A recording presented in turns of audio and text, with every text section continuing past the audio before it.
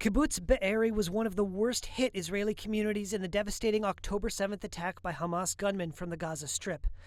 More than 100 people were killed in the attack on the community of about 1,000 people, and 32 members were taken captive back to Gaza, 11 of whom are still believed held hostage.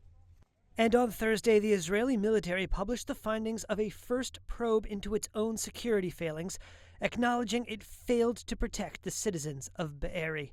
Israeli Army spokesperson Daniel Hagari. It is painful and difficult for me to say this. The Israeli Defense Forces should have defended the residents of Kibbutz Be'eri.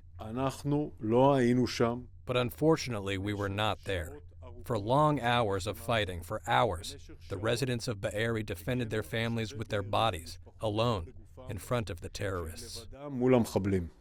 The investigation found Israel's military was unprepared for the scenario of a massive infiltration of militants into Israel, had inadequate forces in the area, and did not have a clear picture of the events until hours after the attack began.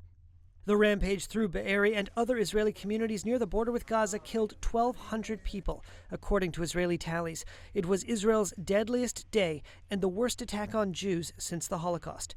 The military presented its reports to Be'eri's residents, many of whom were relocated across the country to a resort beside the Dead Sea. Amit Solvay is Kibbutz Be'eri's chairman.